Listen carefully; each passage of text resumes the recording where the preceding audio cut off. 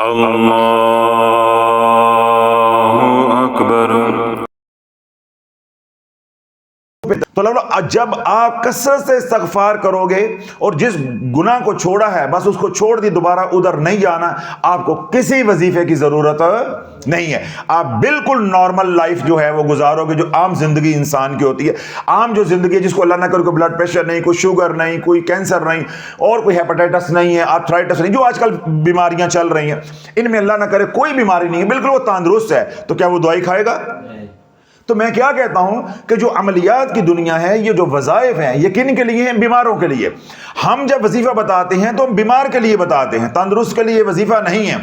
تندرست کے لیے کیا ہے؟ اپنی سابقہ زندگی کے اوپر کثرت سے استغفار کرتا رہے اور کملی والے پہ درود پڑھتا رہے، بس 5 وقت کی نماز پڑھو اور حصار کرو اپنا، بس جب وقت ملے، آسانی ہو، جتنا آسانی ہو اتنا قرآن پڑھ لیا کرو، بقیہ وقت سارا جو ہے دنیا کماؤ، حقوق العباد پورے کرو، معاشرے میں اچھا انسان بن کر رہو۔ ہم نے آپ کو رہبانیت کی طرف لے کر نہیں جانا، کمرے میں بند نہیں کرنا، حجرے میں بند نہیں کرنا، مدرسے میں بند نہیں کرنا، مسجد میں بند نہیں کرنا، خانقاہ میں بند نہیں کرنا، بلکہ ہم نے دنیا میں اتارنا ہے کہ دنیا والے دیکھیں کہ حضور کے غلام ایسے ہوتے ہیں۔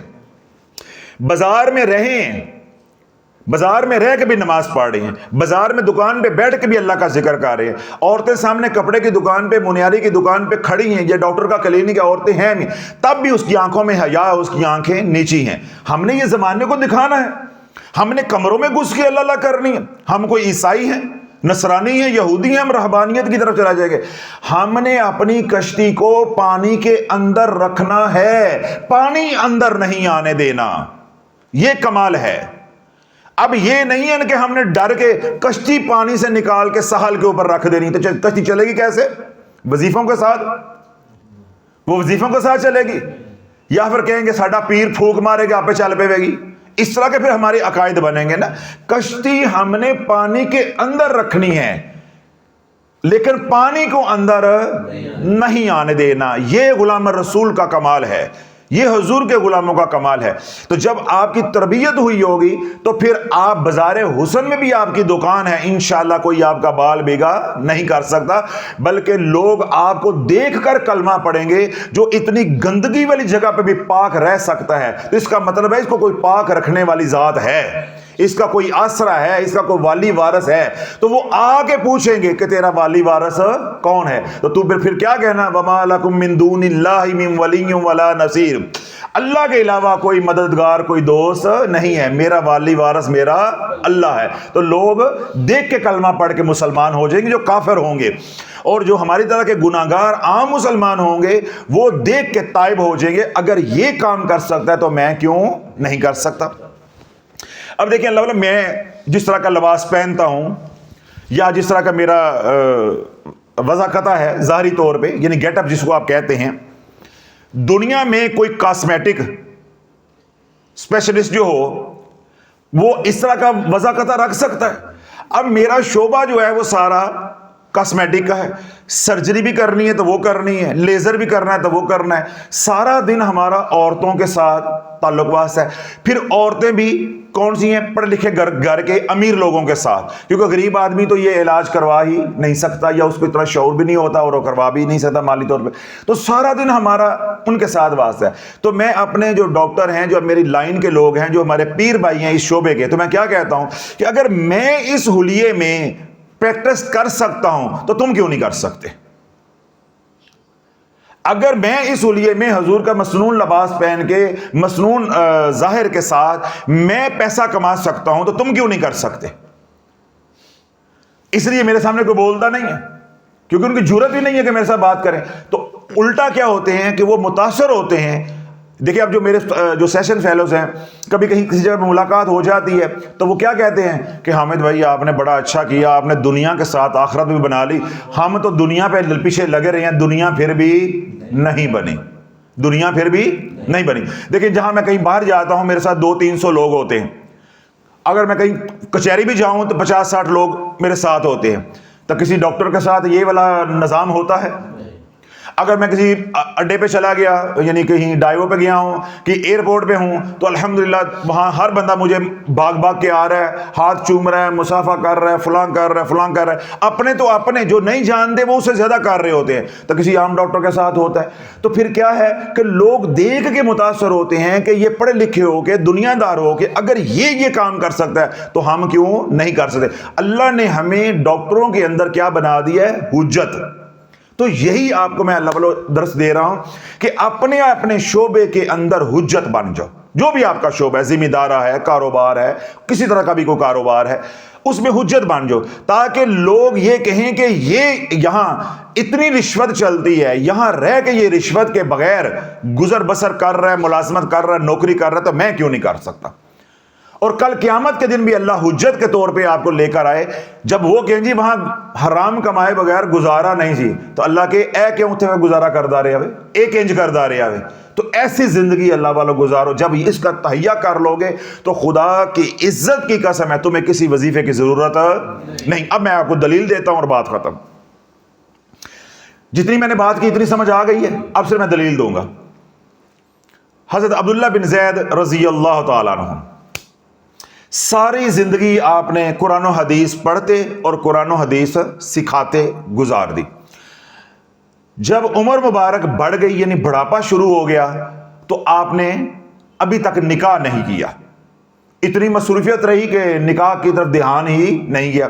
جب عمر ڈھلنے لگی, یعنی ادھیڑ پن آ گیا, تو آپ حدیث پڑھ رہے ہیں تو سامنے ایک حدیث پاک حضور علیہ الصلوۃ والسلام کا فرمان علی شان آیا کہ جو لوگ میری امت کے نکاح کی عمر کو پہنچے لیکن کسی وجہ سے نکاح نہ کر سکے, مرد ہیں یا عورتیں ہیں, جنت میں اللہ ان کے نکاح کر دے گا. جنت میں نکاح کے بغیر کوئی بھی نہیں ہوگا, یعنی چھڑا چھانٹ پروگرام وہاں نہیں ہوگا. جو لوگ یہاں نکاح نہیں کر سکے, شادیاں نہیں ہوئی کسی وجہ سے بھی, مرد ہیں یا عورتیں ہیں, اللہ ان کے وہاں جنت میں نکاح کر دے گا. آپ فرماتے ہیں کہ جب میں نے یہ حدیث پاک پڑھی تو میرے دل میں خیال آیا کہ یا اللہ اب دنیا میں تو وقت گیا گزر, اب یہاں تو نکاح میں چاہوں بھی تو میری عمر گزر گئی, اب میں کر نہیں سکتا. تو تیرے فرمان, تیرے محبوب علیہ الصلوۃ والسلام کے فرمان کے مطابق میرا نکاح اب کہاں ہونا ہے؟ جنت میں ہونا ہے. تو یا اللہ کدے نال ہونا ہے؟ کس کے ساتھ ہونا ہے؟ جس کے ساتھ ہونا ہے مجھے اس کا کوئی عطا پتا, کوئی ڈاکخانہ تو بتا دے, کوئی عطا پتا, کوئی ڈاکخانہ تو بتا دے. ایک رات یہ دعا کی, وہ دعا قبول نہیں ہوئی. دوسری رات آپ نے تہجد کو دوبارہ دعا کی, وہ دعا قبول نہیں ہوئی. تیسری رات آپ نے دوبارہ تہجد کے وقت دعا کی, دعا قبول ہو گئی. جو ہی آپ تہجد کی نماز پڑھ کے فجر کی نماز سے پہلے تھوڑا سا لیٹے, آنکھ لگی تو اللہ نے دکھا دیا کہ بلال حبشی رضی اللہ تعالیٰ عنہ, سیدنا بلال کا جو وطن ہے حبشہ, اس کے رہنے والی ہے اور اسی قوم سے ہے, یعنی سیاہ فام جس کو کہتے ہیں, اسی قوم سے ہیں. اور اللہ نے نام بھی بتا دیا کہ میمونہ ولید اس کا نام ہے, یہ اس کا ڈاکخانہ ہے, جنت میں یہ تیری ہم سفر ہوگی, یعنی تیری اہلیہ ہوگی, تیری بیوی ہوگی. اب عبداللہ بن زید رضی اللہ تعالیٰ عنہ فجر کی نماز پڑھی, اپنی سواری جو ہے وہ لی اور بصرہ کی طرف روانہ ہو گئے. جب اہل بصرہ کو معلوم ہوا کہ عبداللہ بن زید رضی اللہ عنہ تشریف لے کر آ رہے ہیں, تو انہوں نے بصرہ سے باہر آ کے آپ کا بڑا پرتپاک شاندار استقبال کیا.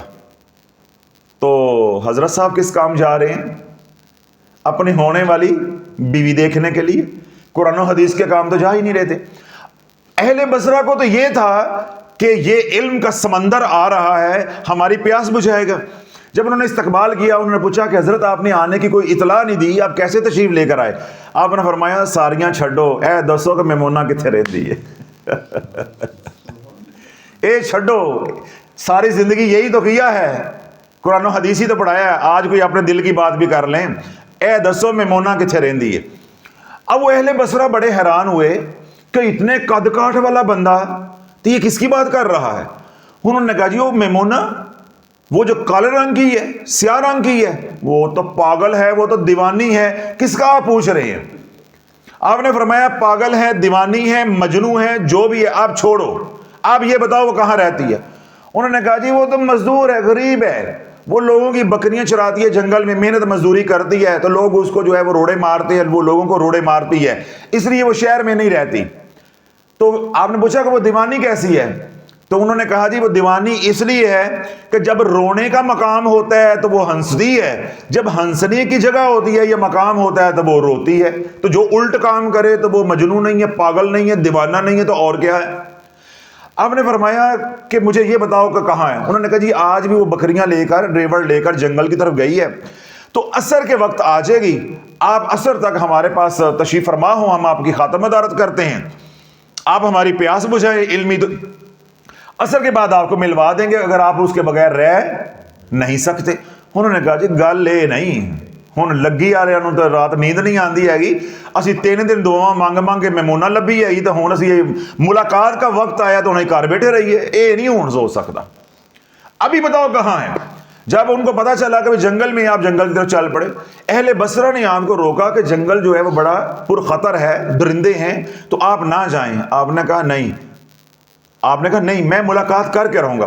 جنگل میں گئے. حضرت عبداللہ بن زید رضی اللہ عنہ فرماتے ہیں کہ جنگل جو ہے وہ درندوں سے بھرا پڑا تھا, جگہ جگہ پہ خطرناک درندے کھڑے تھے, اور میرے دل میں یہ بات آ رہی تھی کہ کیسی مردانگی ہے میمونہ کے اندر, میمونہ ولید کے اندر کیسی مردانگی ہے کہ وہ اس پرخطر جنگل کے اندر ریوڑ جو ہے وہ چرا رہی ہے, بکریاں چرا رہی ہے.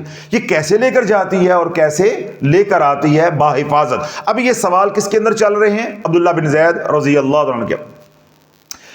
کہتے ہیں آخر میں سفر کرتا کرتا اسی طرف جگہ پہنچ گیا کہ جہاں وہ ریوڑ چر رہا تھا. آگے بات اللہ والوں بڑی توجہ کے ساتھ سننے والی ہے. حضرت عبداللہ بن زید رضی اللہ فرماتے ہیں کہ جب میں ریوڑ کو دیکھا, یعنی میں اس کے قریب پہنچا, تو میرے اوسان خطا ہو گئے. میں نے کیا دیکھا کہ ایک خاتون ہے, اس نے اپنے پر چادر اوڑھی ہوئی ہے اور ایک درخت کے نیچے چٹائی ڈال کے نماز پڑھ رہی ہے, اور اس کی ریوڑ کو, اس کی بکریوں کو, اس کی بھیڑوں کو شیر جو ہے وہ چرا رہے ہیں, اس ریوڑ کی حفاظت کر رہے ہیں. آپ فرماتے ہیں میں کھڑا ہو کے اس منظر کو دیکھتا رہا اور سوچتا رہا کہ یا اللہ یہ دونوں ایک کیسے ہو گئے, ان کے دل کیسے جڑ گئے. بکریاں اور بیڑیں جو ہیں یہ تو شیروں کی غذا ہیں. پھر دوسرا منظر جو میں نے دیکھا جس نے مجھے حیران کر دیا وہ یہ کہ بکری کی فطرت کے اندر شرارت ہے, وہ اچھل کود کرتی ہے. کوئی بکری ریوڑ سے, کوئی بھیڑ ریوڑ سے اچھل کود کر کے باہر نکلتی, شیر اس کو گھیر کے دوبارہ ریوڑ میں لا رہے ہیں. ادھر وہ خاتون جو ہے جس کے ذمے ہے وہ ریوڑ, جس مالک کا وہ لے کر آئی ہے, وہ آرام کے ساتھ نماز پڑھ رہی ہے. تو پھر میں سمجھ گیا کہ یہ نماز یا یہ سارا کچھ جو ہے, یہ جو منظر میں دیکھ رہا ہوں, لوگوں کے ریوڑ لے کے آنا, بصرہ سے الگ تھلگ جنگل میں رہنا, یہ محض بہانہ ہے. یہ محض کیا ہے؟ بہانہ ہے. یہ جنگل میں اس لیے آتی ہے کہ راز و نیاز نشانہ ہے. یہ اللہ سے راز و نیاز کے لیے اس نے تنہائی اختیار کی ہوئی ہے, یہ تو چکر ہی کوئی اور ہے. اب سیدنا عبداللہ بن زید رضی اللہ عنہ فرماتے ہیں کہ میں پیچھے کھڑا رہا کہ یہ خاتون جو ہے وہ نماز مکمل کر لے, تو میں اس سے سوال کروں کہ کیسے تیرے ریوڑ کو شیر جو ہے وہ چرا رہے ہیں اور اس کی حفاظت کر رہے ہیں, یا بکریاں جو ہیں وہ غذا ہے شیر کی, تو ان میں صلح کیسے ہو گئی, ان کے دل کیسے جڑ گئے ہیں. جو میں نے حیرت انگیز مناظر دیکھے, ان کے میں اس کے بارے میں جو سوالات میرے ذہن میں آئے, میں ان کے جوابات چاہتا تھا اور ساتھ ملاقات بھی کرنی تھی. تو آپ فرماتے ہیں کہ میں میمونہ ولید کے پیچھے کھڑا رہا.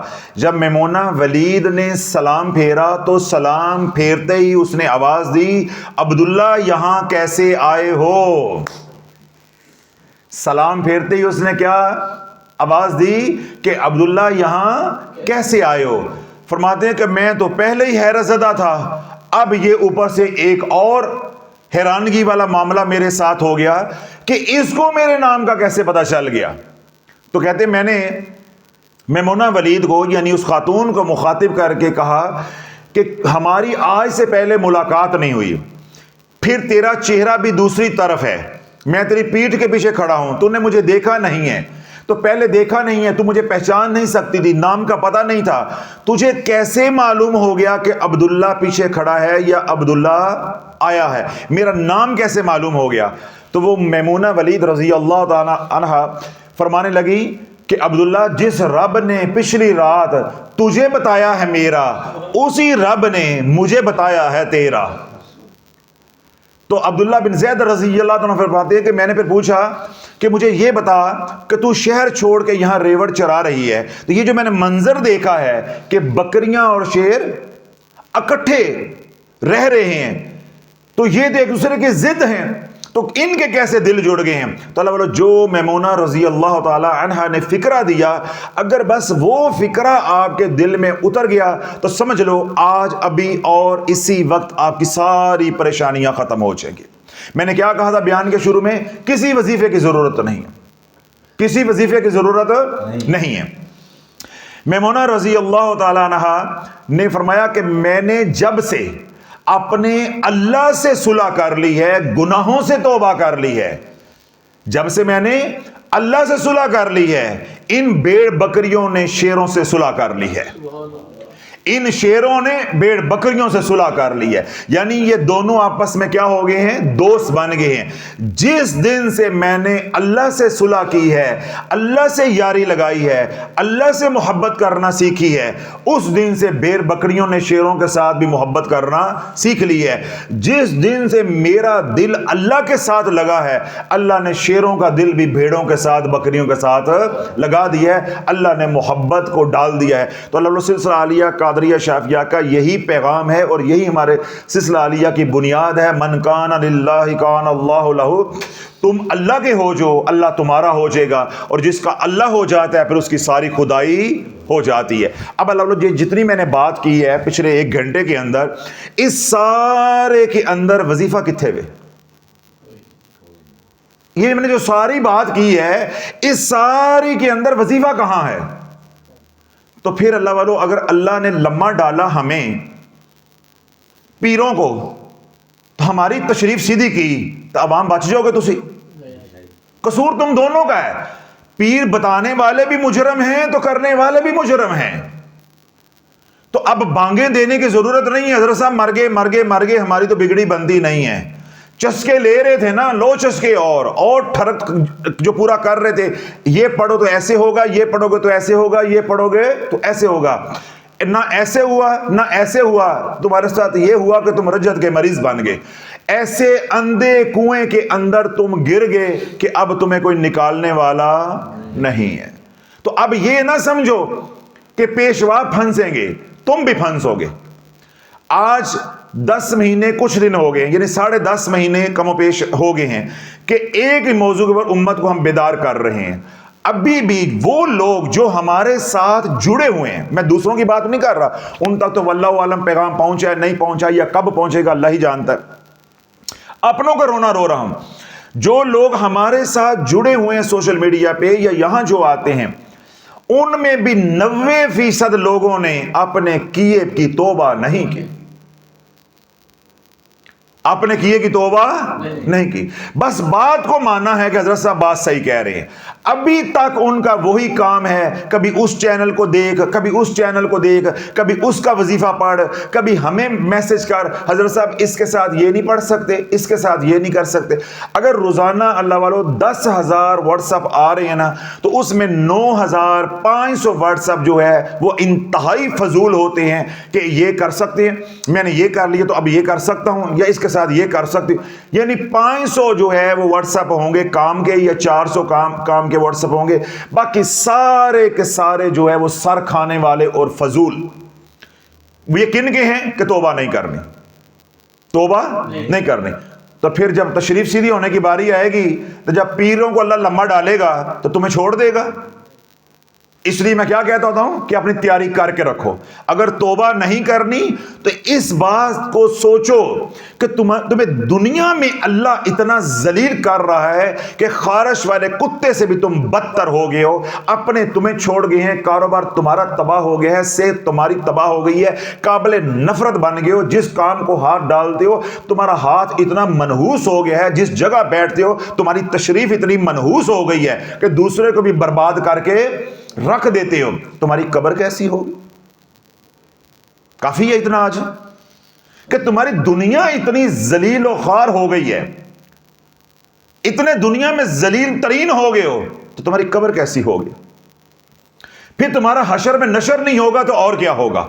میں نے کیا بتایا کہ میں اپنوں کا رونا رو رہا ہوں، جو ہمارے ساتھ جڑے ہیں 90% سے زیادہ نے توبہ نہیں کی۔ جب میں استغفار پہ بیانات کر رہا ہوں پچھلے 5-6 دن سے، ہزاروں لوگ سن رہے ہیں، لاکھوں لوگ سوشل میڈیا پہ سن رہے ہیں، دبا دب استغفار، 7 نصاب حضرت صاحب میرے بھی لکھ لو، 6 نصاب میرے بھی لکھ لو، 3 نصاب میرے بھی لکھ لو۔ جس طرح وہ سبزی منڈی میں نہیں ہوتا، وہ آرڈر لکھوائے جا رہے ہیں، بولی ہو رہی ہوتی ہے، بالکل سوشل میڈیا پہ ہمارے اس واٹس ایپ کے اوپر بولی والا ماحول بنا ہوا ہے۔ حضرت صاحب میرے بھی 6 لکھے آجے، حضرت صاحب میرے بھی 3 لکھے آجے، حضرت صاحب میرے بھی 2 لکھے آجے۔ کہیں سے یہ میسج شافی کو نہیں آیا حضرت صاحب ہون تے کہن نو یہ لخوان نو رہی کچھ نہیں گیا، اے اللہ میری توبہ، میں نے بس اللہ سے توبہ کر لی ہے، حضرت صاحب میں نے اللہ سے یاری لگا لی ہے، اب مجھے وظیفوں کی ضرورت نہیں ہے۔ تو جس کے ساتھ میں نے یاری لگائی ہے اس کی یاری تو مجھے ماضی یاد کر کر کے اتنا رلا رہی ہے، تو میں تو رو رو کے اس سے معافیاں مانگ رہا ہوں۔ تو معافی مانگنے کا نام بھی تو استغفار ہے، اس میں لکھوانے والا یا آرڈر بک کرانے والا کون سا کام آ گیا؟ تو لوگوں اب یہ ہم جو ترغیب دیتے ہیں یہ پڑھو، استغفار پڑھو اتنی بار، اس کا مقصود صرف یہ ہوتا ہے کہ کرتے کرتے کسی مقام پہ جا کے تمہیں یہ بات سمجھ آ جائے کہ من کان للہ کان اللہ لہ، تم اللہ کے ہو جو اللہ تمہارا ہو جائے گا، اور جس کا اللہ ہو جاتا ہے پھر ساری خدائی اس کی ہو جاتی ہے۔ جس دن تم اللہ کے ہو جو گے پھر تمہیں کسی ورد وظیفے کی ضرورت نہیں رہ جائے گی، اور جب تک وظائف کرتے رہو گے اجڑتے رہو گے۔ اس لیے اللہ کے محبوب علیہ الصلوۃ والسلام کا ارشاد پاک ہے، جب کسی نوجوان نے گناہوں سے توبہ کی، اللہ 40 دن کے لیے مشرق اور مغرب میں جتنے بھی قبرستان ہیں سب کا عذاب ہٹا دیتا ہے۔ آج بیان سن کے ایک بھی بندہ یہاں سے توبہ کر جاتا ہے، سوشل میڈیا سے ایک بندہ بھی توبہ کر لیتا ہے، تیری توبہ اتنی قیمتی ہے کہ 40 دن کے لیے جو مردے قبرستانوں کے اندر یعنی پوری دنیا کے اندر جو دفن ہیں، اللہ ان کے اوپر 40 دن کے لیے عذاب ہٹا دے گا۔ تیری توبہ پہ اللہ راضی ہو کے مشرق اور مغرب میں جو دفن مردے ہیں ان کے اوپر 40 دن کا عذاب ہٹا رہا ہے۔ کبھی تنہائی میں سوچ اللہ تیری جھولی کو کیسے بھرے گا، تجھے رنگ کیسے لگائے گا، یا تجھ سے راضی کتنا ہوا ہے۔ جس سے رب اتنا راضی ہو جائے اس سے ورد وظیفوں کی ضرورت ہے، اسے کالی ہانڈی کی ضرورت ہے، اس کو انگوٹھیوں کی ضرورت ہے، یا اس کو کالے کپڑے نقش لگانے کی ضرورت ہے، اس کو مور کے پنکھ رکھنے کی ضرورت ہے، یا وہ سے کا کانٹا رکھنے کی ضرورت ہے؟ جس کا اللہ ہو گیا ساری خدائی ہی اس کی ہو گئی۔ جو حضور علیہ الصلوۃ والسلام کا غلام ہو گیا بس ساری دنیا اس کی غلام ہو گئی۔ تو اللہ ہم جو ترغیب دیتے ہیں پڑھنے کے لیے، بار بار کہتے ہیں کہ یہ پڑھو یہ پڑھو یہ پڑھو، اس کا مقصود یہ ہے کہ کبھی پڑھتے پڑھتے تمہارا دل اللہ کے ذکر سے نرم ہو جائے، تم توبہ پہ آ جاؤ۔ جب تک اللہ والو توبہ پہ نہیں آؤ گے ساری زندگی بھی وظائف کرتے رہو گے، بات نہیں بننی۔ جتنا مرضی استغفار کرتے رہو۔ میں نے بیان کے شروع میں تفصیل کے ساتھ مثالیں دے کر سمجھایا ہے کہ یہ اللہ سے مذاق سے کم نہیں ہے، ٹھٹے سے کم نہیں ہے۔ سوری اور گناہ وہی، I am sorry, Allah sorry, استغفر اللہ سوری، آئندہ نہیں کروں گا، اللہ سوری۔ سود کھائے جاؤ، بازاروں میں پھرتے جاؤ، وظائف سے توبہ کی ہے تو پھر یہ کیا ہے کہ اس کے ساتھ یہ پڑھ سکتے ہیں، یہ کیا یہ توبہ ہے؟ بھائی جب کہہ دیا ہے یہ 5 کام کرنے اس کے علاوہ کچھ نہیں کرنا، تو کیا نماز پڑھنا ثواب نہیں ہے؟ خضری عمل پڑھنا ثواب نہیں ہے؟ دن رات درود پاک پڑھنا ثواب نہیں ہے؟ استغفار کرنا ثواب نہیں ہے؟ آنکھوں کی حفاظت کرنا ثواب نہیں ہے؟ رزق حلال کمانا ثواب نہیں ہے؟ تو یہ مجھے کیا اپنا آپ جتلاتے ہو حضرت صاحب ثواب کے لیے یہ نہیں پڑھ سکتے؟ یہ اپنا تقوی اپنی عبادتیں مجھے کیوں جتلاتے ہو، یا میرے سے موریں کیوں لگواتے ہو؟ پہلے مجھ سے پوچھ کے پڑھتے رہے ہو، اور پڑھو، دوبارہ پڑھ لو، ابھی اور اسی وقت توبہ توڑ لو۔ جڑی تہاڈی پہلا چولی چ بیر پی گئے نے اور پا لو۔ ہمیں ذلیل کیوں کر رہے ہو ساتھ؟ کل اللہ کے سامنے حضور علیہ الصلوۃ والسلام کے سامنے یہ کہنا چاہتے ہو کہ ان کی اجازت سے ہم نے پڑھا تھا، ہم تو روکنے پہ لگے ہوئے ہیں، تو ہم تمہیں اجازت کیسے دے دیں گے؟ پھر کہتے ہو کہ ہمارے پیغامات کا، ہمارے واٹس ایپ کا جواب نہیں دیتے، ہمارا بس چلے تو تمہارا واٹس ایپ ہم تمہارے بوتھے کے اوپر ماریں، ہمارا بس نہیں چلتا کہ کیسے لٹائیں ہم؟ کہ تمہیں رتی برابر بھی حیا نہیں آ رہی کہ تمہارے بھلے کے لیے ہم کر رہے ہیں، ہم چیخو پکار کر رہے ہیں کہ بھائی اجڑ جو کہ پہلے اجڑے ہو، ان 5 کاموں سے باہر نہیں نکلنا۔ جو نیا عمل آتا ہے، جو نیا بیان آتا ہے، وہ ان لوگوں کے لیے ہے جو ابھی ہمارے سسٹم میں نہیں آئے۔ اگر آپ ہمارے سسٹم میں آگے ہو، آپ کو قطعاً کسی عمل کی اجازت نہیں ہے، بلکہ آپ کے آگے ہم ہاتھ جوڑ رہے ہیں کہ خدا کا واسطہ اپنی توبہ پہ قائم رہو، اور دیگر جو گناہ کرتے ہو ان گناہوں سے بھی توبہ کرو۔ جسے بار بار میں نے کہا، کون سا گھر ہے جس گھر میں سود نہیں آ رہا، رشوت کا مال نہیں آ رہا، حرام کا مال کسی بھی زمرے میں نہیں آ رہا؟ کون سا گھر ہے؟ جب تک اس پہ توبہ نہیں کرو گے کوئی بھی ورد وظیفہ اثر نہیں کرے گا۔ نماز اثر نہیں کر رہی، نماز اثر نہیں کر رہی، میرے بتائے ہوئے ورد وظیفے اثر کریں گے؟ رب کیا فرماتا ہے؟ ان الصلاۃ تنہا عن الفحشاء والمنکر، نماز بے شک بے حیائی اور فحاشی کے کاموں سے روکتی ہے۔ تجھے تو نماز نہ روک سکی، شافی کنج روک لے گا۔ تینوں تو نماز نہ روک سکی، تینوں تو نماز کڑکی نہ پا سکی، تینوں تو نماز نتھ نہ پا سکی، شافی کیا کر لے گا؟ ہم تو اپنا خون جلا رہے ہیں، رو رہے ہیں، چیخ رہے ہیں، ہاتھ جوڑ رہے ہیں، بھائی تمہارا بھلا ہے۔ ہم تو اپنا فرض ادا کر رہے ہیں، نوکری کر رہے ہیں، ہمیں کیا ہے؟ دن رات سود کھاؤ، دن رات خنزیر کھاؤ، دن رات اپنے بہنوں کا حصہ کھاؤ۔ تم نے اپنی بہنوں کا کھانا ہے، میرا تو نہیں کھا جانا۔ نہ نماز پڑھو، تمہاری قبر خراب ہونی ہے، میری تو نہیں ہو جانی۔ تو بھائی اگر ہم کڑ رہے ہیں تو تیرے بھلے کے لیے کڑ رہے ہیں۔ دن رات وظائف کرو، دن رات وظائف کرو۔ آج اس موضوع کے اوپر میں نے کلام کس لیے کیا؟ مجھے آج سوشل میڈیا والوں نے دوپہر کو ایک واٹس ایپ دیا، ان پیشواؤں نے اس امت کو کس طرف لگایا اور امت کس طرف لگی ہے۔ عمل کیا کرنا ہے کہ اپنے ناخن کاٹو، ان ناخنوں کے اوپر 100 بار پڑھو انا للہ و انا الیہ راجعون۔ ذرا جاگتے رہیے گا کہ جب دین ایسے لونڈے لپاڑوں اور جاہلوں سے لوگے، علماء ربانی اور مشائخ کو پیٹھ دکھاؤ گے، اور تمہارا معیار یہ ہوگا، تمہاری کسوٹی یہ ہوگی جی اتھے تے بڑا رش ہوندا ہے گا، انہاں دے تے ملین سبسکرائبر ہے گئے۔ جب تمہارا معیار تقوی نہیں ہوگا، تمہارا معیار کیا ہوگا؟ رش۔ اللہ نے معیار کیا بنایا ہے؟ تقوی۔ تو تقوی معیار نہیں ہے۔ معیار آج کیا بن گیا؟ فلان جگہ پہ بڑا رش ہوتا ہے جی، فلان جگہ بھی بہت بڑی خانقاہ ہے، فلان آدمی کے بہت سبسکرائبر ہیں، وہ بہت بڑے سبسکرائبر والے پیر نے ان کو کیا دیا ہے عمل کہ ناخن کاٹو، ان کٹے ہوئے ناخنوں کے اوپر 100 بار پڑھو انا للہ و انا الیہ راجعون۔ اچھا جی ہون کی کرنا ہے؟ ان کو مٹی میں دفن کر دو، اور ساتھ اللہ کو کہو کہ یا اللہ میں نے اپنی ساری پریشانیاں بھی مٹی میں دفن کر دیں، تو انشاءاللہ تمہاری تمام پریشانیاں ختم ہو جائیں گی۔ اللہ والا میرا دل کردہ ہے اے پیر نو پالما لما، تو جو بدبخت اس پیر کے پیچھے چل رہے ہیں انہوں نے پالما لما تو منگوالا 10 نمبر جوتا، یا پنجاب پولیس سے کسی کو بلاؤں ASI کو۔ اللہ والو کدھر چل پڑے ہو؟ یہ کون سا دین ہے؟ اگر کسی کے دل میں یہ بات آئے کہ میں ان کا مخالف ہوں یا کسی پیر کا میں مخالف ہوں، آپ کو حق ہے یہ سوچنے کا۔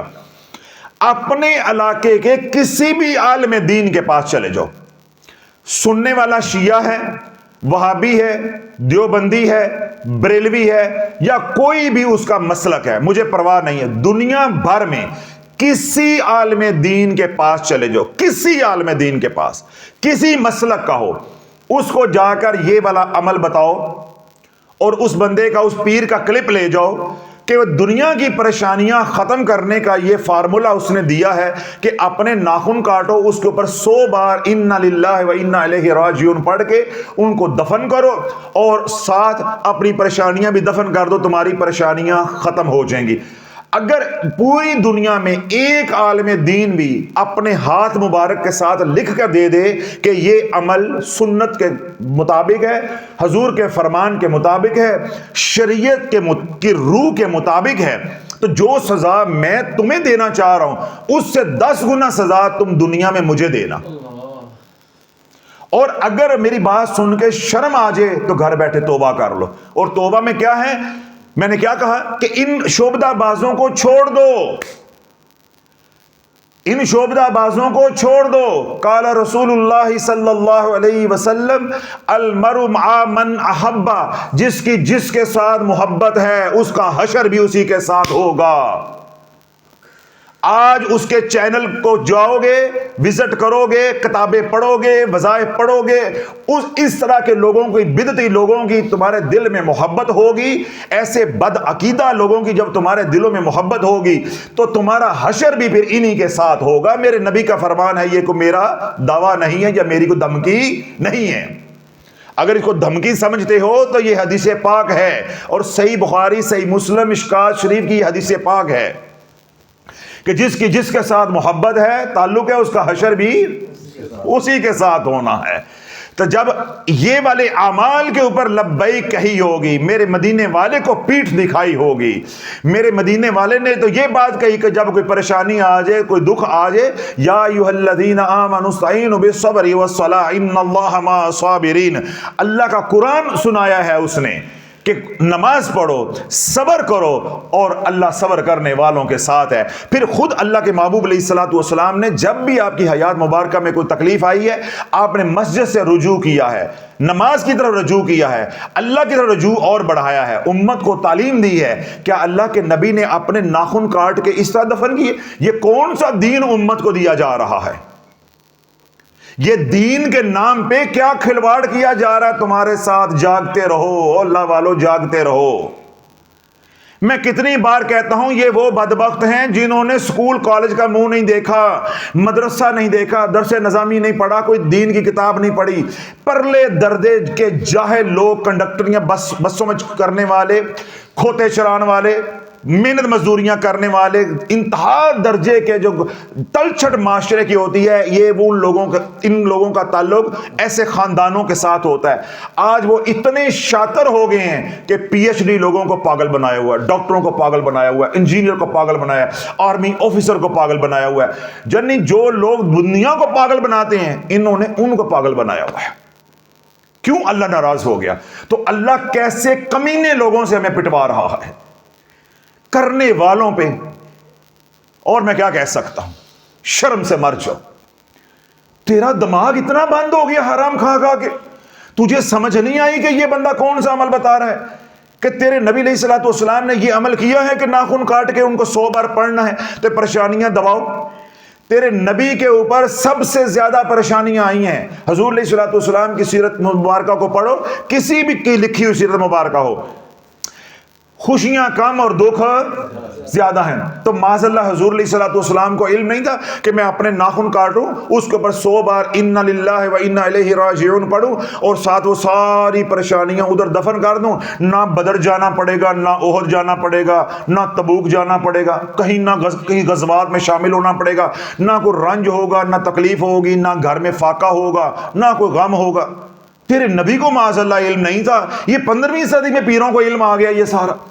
تو چلو اللہ والو, وہ بے وقوف ہو گیا ہے, کم از کم آپ تو آنکھیں کھول لو, آپ تو آنکھیں کھول لو, اس کو جھنجھوڑو, اس کو روکو ٹوکو, اس کو لان تان کرو کہ تو امت کو کدھر لے کے چل رہا ہے.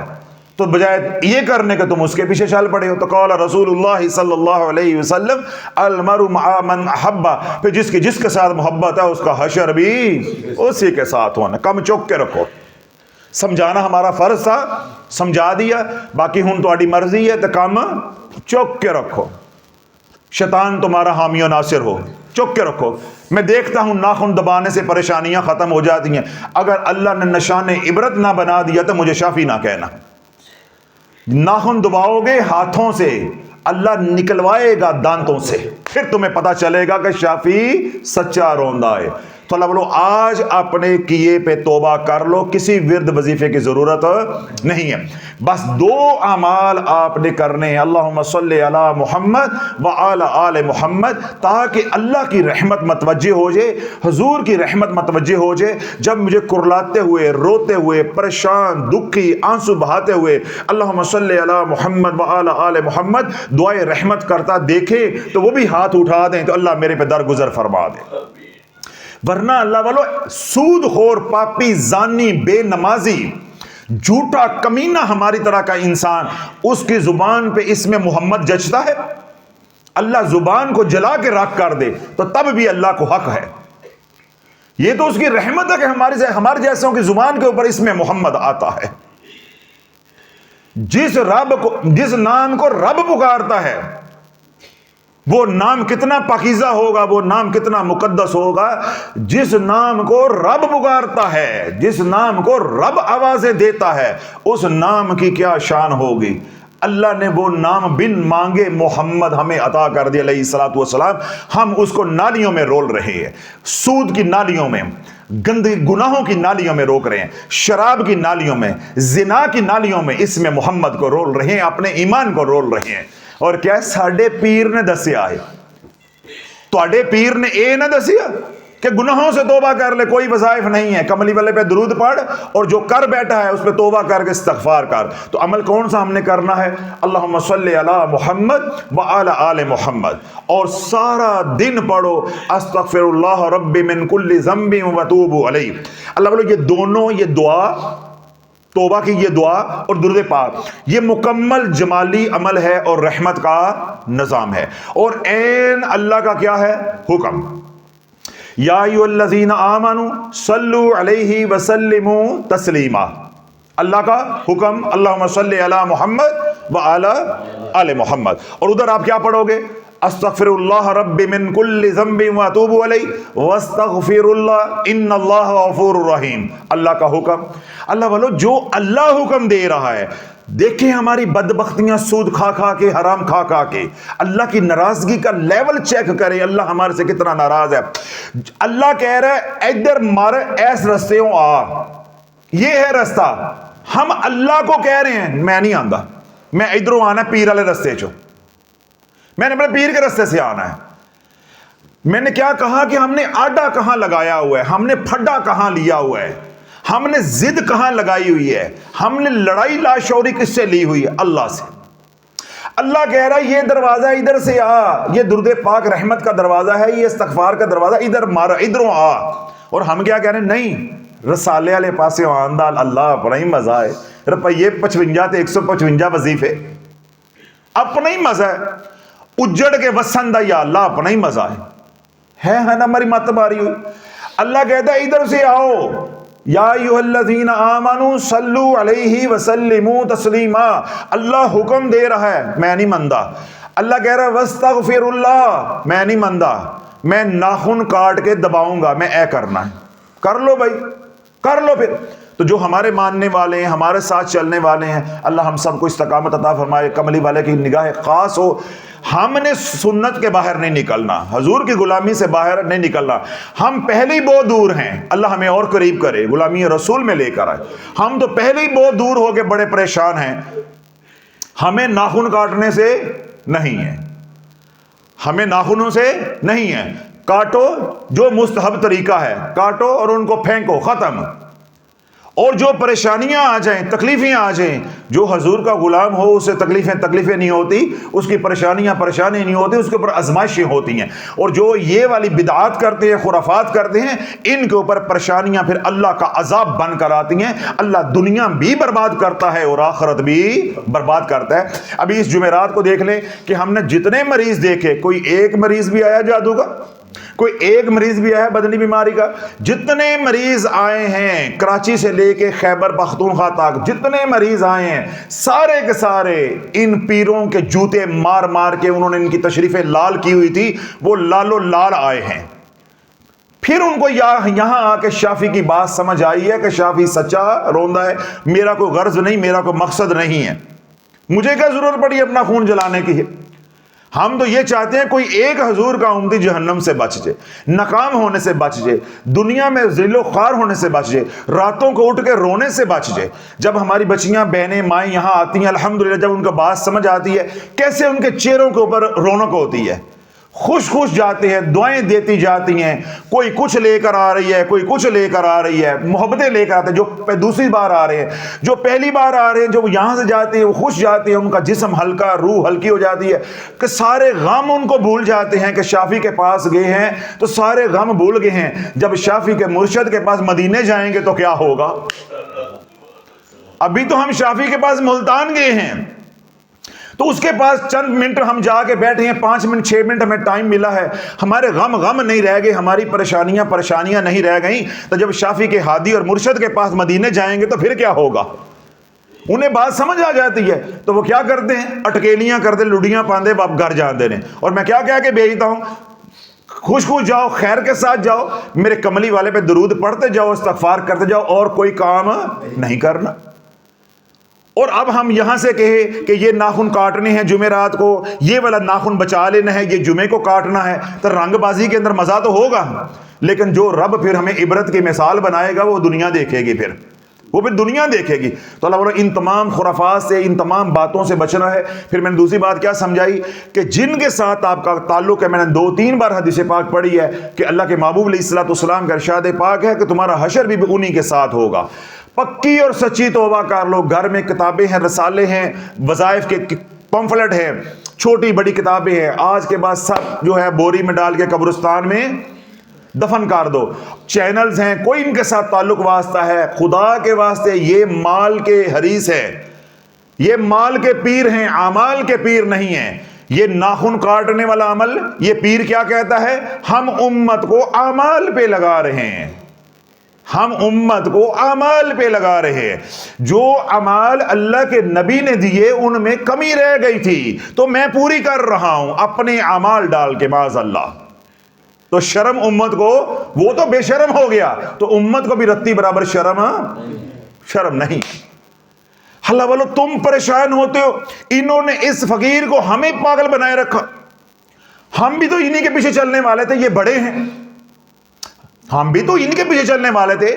ہم کوئی نبی تو نہیں, ہمارے اوپر جبریل کو وہی لے کر آئے گا یہ اینج نہیں تو اینج ہو جاؤ. یہ تو میرے سرکار کی نگاہ کرم ہے کہ انہوں نے حقیقت ہمارے پہ کھول دی. ہم تو کسی بھی سرکار کے احسان کا بدلہ دے ہی نہیں سکتے, سوچ ہی نہیں سکتے. تو ہمارے اوپر تو حضور نے اب وہ احسان کر دیا ہے کہ جس کو ہم لفظوں میں بھی بیان نہیں کر سکتے, کہ جس احسان کو کھولتے کھولتے الحمدللہ 10 مہینوں میں سینکڑوں نہیں, ہزاروں نہیں, لاکھوں خاندانوں کے گھروں میں خوشیاں گئی ہیں, اور ان کا ذریعہ اللہ نے شافی کو بنایا ہے. اللہ نے شافی کو بنایا ہے, میرے سلسلے کو بنایا ہے. تو میرے اوپر تو جو حضور کے احسانات ہیں میں وہ گن نہیں سکتا. اے نواں احسان کر کے انہوں نے مینوں پڑھنے پاتا ہے. ہم تو ساری زندگی بقیہ جتنی بھی رہ گئی ہے سجدے میں بھی رہیں تو ہم حضور علیہ الصلوۃ والسلام کا شکر ادا نہیں کر سکتے. ان کے رب کا شکر کیسے ادا کر لیں گے؟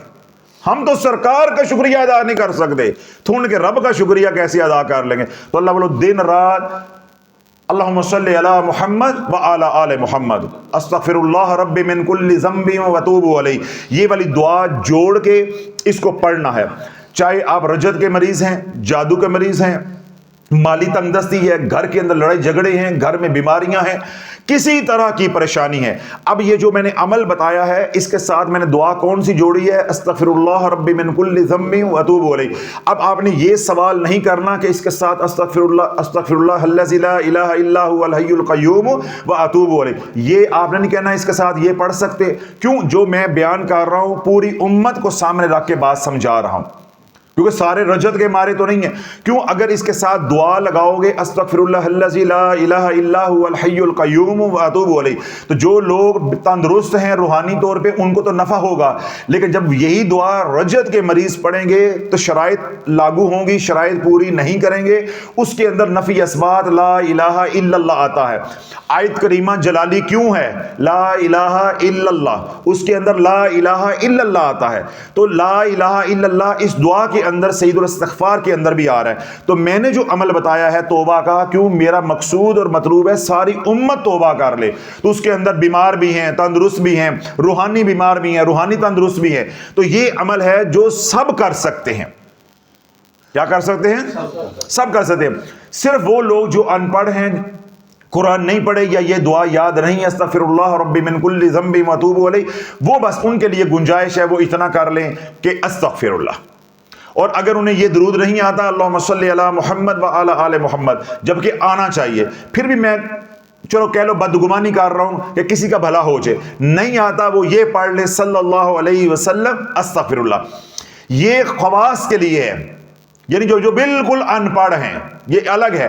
عمومی جو میں نے عمل بتایا ہے وہ کون سا ہے؟ اللہم صلی علی محمد وعلی آل محمد، حضور کے لیے بھی دعائے رحمت، حضور کی آل کے لیے بھی دعائے رحمت۔ اس کے بعد جمالی استغفار کرنا، استغفر اللہ ربی من کل ذنب واتوب الیہ، 313 بار درود پاک، 313 بار استغفار صبح کرو، 313 بار درود پاک اور 313 بار استغفار شام کو کرو۔ اللہ بولو 40 دن کرو، تمہیں جو ملے گا وہ شافی بھی الفاظ میں بیان نہیں کر سکتا۔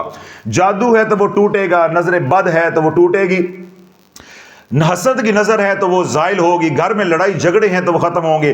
کیوں؟ اللہ کے محبوب علیہ الصلوۃ والسلام کا ارشاد پاک ہے، سیدنا عبداللہ بن عباس رضی اللہ عنہ نے روایت کی ہے کہ حضور علیہ الصلوۃ والسلام نے ارشاد فرمایا کہ جس نے اپنے اوپر استغفار کو لازم کر لیا، اللہ اس کی پریشانیوں کو دور کرے گا، اللہ اس کے غم دور کرے گا، اللہ اس کو راحتیں دے گا، اللہ تنگی کے دن ختم کرے گا، اور پھر اللہ رزق اس کو وہاں سے دے گا جہاں اس کا گمان بھی نہیں جا سکتا، نہیں جا سکتا۔ ابن ماجہ کی حدیث پاک اللہ کے محبوب علیہ الصلوۃ والسلام کا ارشاد پاک ہے کہ جس سے کوئی گناہ سرزد ہو گیا، گناہ ہو گیا، وہ اٹھے، وضو کرے، کامل وضو کرے، اور 2 رکعت نماز، یعنی 2 رکعت نماز صلاۃ التوبہ پڑھے، اللہ سے اپنے گناہ کی معافی مانگے، اللہ اس کے گناہ کو معاف کر دے گا۔ ابھی اور اسی وقت بیان سننے کے بعد صلاۃ التوبہ کا اہتمام کریں، یا اللہ جو گناہ کیے وہ بھی، جو الٹے سیدھے وظیفے کیے وہ بھی، جو ہم الٹے سیدھے پیروں جاہلوں کے ساتھ لگے رہے، آج کے بعد ہمارا کوئی تعلق نہیں، کوئی بیعت نہیں، ہم ان کی بیعت ان کے بوتھے پہ مارتے ہیں، انہی کے منہ پہ مارتے ہیں۔ ہمارا تعلق ہے تو صرف حضور علیہ الصلوۃ والسلام سے، تیرے محبوب کے ساتھ، تیرے محبوب کے غلاموں کے ساتھ کوئی تعلق نہیں۔ یا اللہ لا علمی میں جو کر بیٹھے، لا شعوری جو کر بیٹھے، یا اللہ پتہ نہیں تھا، آج شافی نے آنکھیں کھول دی ہیں، اے اللہ میری توبہ، کامل توبہ۔ یا ایھا الذین آمنوا توبوا الی اللہ توبۃ نصوحا، کامل رجوع کر لو، کسی وظیفے کی ضرورت نہیں ہے۔ 5 وقت کی نماز خضری عمل کے حصار کے ساتھ، جن حضرات کو معلوم ہے جو پہلے یہاں تشریف لے کر آتے ہیں خضری عمل، جن کو معلوم نہیں ہے خضری عمل آرزو چینل پہ اپلوڈڈ ہے، وہاں سے آپ سن لیں۔ ہر نماز کے بعد حصار کریں گے اور سارا دن درود پاک، استغفار کی ایک تسبیح کم از کم، آنکھوں کی حفاظت اور رزق حلال کمانے کی کوشش۔ اور جو حضرات آج یہ جو بتایا ہوا میرا عمل آج یہ کریں گے تو ان کے یہ 2 اعمال ویسے ہی ہو جائیں گے۔ بقیہ سارا دن جو ہے یہ 313 اگر پڑھ لیا ہے صبح اور 313 رات کو، اس کا یہ مطلب نہیں ہے کہ درمیان میں غافل ہو جانا ہے، درمیان میں کملی والے پہ درود پڑھتے رہیں۔ مصروف ہے تو پہلا حصہ پڑھ لے، اللہم صلی علی محمد صلی اللہ علیہ وسلم، صلی اللہ علی محمد، بسم اللہ الصلاۃ والسلام علی رسول اللہ، استغفر اللہ۔ جو بھی چھوٹا سا درود پاک ہے وہ پڑھتے رہے، غافل نہیں رہنا۔ جو دم غافل سو دم کافر، تو کافر نہیں بننا، غافل نہیں بننا، ہم نے تو حضور کا غلام بننا ہے۔ بندہ ہو حضور کا غلام تو حضور کے ذکر سے غافل ہو جائے، بندہ ہو اللہ کا تو اللہ سے غافل ہو جائے، تو غافل نہیں ہونا۔ ہم نے غافل ہونا ہے پیروں سے، کس سے ہونا ہے؟ رنگ باز پیروں سے۔ ہم نے غافل ہونا ہے وظیفوں سے، اللہ کے ذکر سے غافل نہیں ہونا۔ اللہ تو حکم اتارا، یا ایھا الذین آمنوا اذکروا اللہ ذکرا کثیرا، اس میں بھی صیغہ امر ہے کہ میرا ذکر کرو کثرت کے ساتھ۔ درود پاک پڑھو، صیغہ امر، استغفار کرو، صیغہ امر۔ تو ہم نے اللہ کے حکم ماننے ہیں، ہم نے ان شعبدہ باز پیروں کے رسالوں کے کتابوں کے پنجصورتہ کے حکم نہیں ماننے۔ ہم نے زندگی پیروں کی غلامی والی نہیں گزارنی، ہم نے زندگی گزارنی ہے تو حضور کی غلامی والی گزارنی ہے۔ اللہ بولو انہوں نے امت کو وظائف کا غلام بنا دیا ہے۔ اب ان کی عادتیں، ان کے جو سلطنت ہیں وہ لرز رہی ہیں، ان کو اب ڈر ہے۔ جونوں شافی جو ہے دنیا بھر میں پھیل رہا ہے، تو یہ شافیہ کا فیض ہے، یہ پھیل گیا تو سانو تو کتے ہولا کر دیتا انہیں بندے نے۔ تو جب یہ اور تھوڑا آگے بڑھ جائے گا تو ہمارا کیا بنے گا؟ اب یہ کانپ رہے ہیں. تو ہم امت کو کیا سمجھا رہے ہیں کہ وظائف کا غلام کتے سے بھی بدتر ہے، اور حضور کا غلام دنیا بھر سے عظمت والا ہے اور اعلیٰ ہے. جو حضور کا غلام ہو جاتا ہے، پھر کوئی بابا فرید ہو جاتا ہے، کوئی سید علی حجویری ہو جاتا ہے، کوئی غوث پاک ہو جاتا ہے، اور جو وظیفوں کا غلام ہو جاتا ہے وہ خارش والے کتے سے بھی بدتر ہو جاتا ہے. کل تک یہ باتیں مجھے سمجھانی بڑی اوکھیاں سن، بڑی مشکل تھی، اور اب تو الحمدللہ لاکھوں میرے چاہنے والے ہیں جن کو میرے رب نے اس در سے شفا دی ہے، سمجھ دی ہے، شعور دی ہے، سوچ دی ہے. وہی اب جگہ جگہ سمجھا سکتے ہیں کہ ہم نے تیرے وظیفے پڑھے، ہمیں کیا مل گیا؟ ہماری جھولی میں تو نے جو بیر ڈال دیے ہیں، ہمیں کیا مل گیا؟ جو اب لوگوں کو تو آگے واضح و نصیحت کر رہا ہے کہ یہ پڑھو تو یہ مل جائے گا، یہ پڑھو تو یہ مل جائے گا، ہم نے وہ پڑھنا ہے جو اللہ کا حکم آیا. یا ایھا الذین آمنوا یا ایھا الذین آمنوا صلوا علیہ وسلموا تسلیما. اللہ کا حکم آیا واستغفروا اللہ ان اللہ غفور رحیم. اللہ کا حکم آیا یا ایھا الذین آمنوا اذکروا اللہ ذکرا کثیرا. ہم نے اللہ کا ذکر کرنا ہے اللہ کے لیے. ہم نے درود اس لیے پڑھنا ہے اللہ پڑھوا کے راضی ہے. ہم نے استغفار اس لیے کرنا ہے اللہ کروا کے راضی ہے. ہمیں پیر سے پرواہ نہیں ہے. جو یہ کہنے کی ترغیب دے ہم اس کے پیچھے چلیں گے.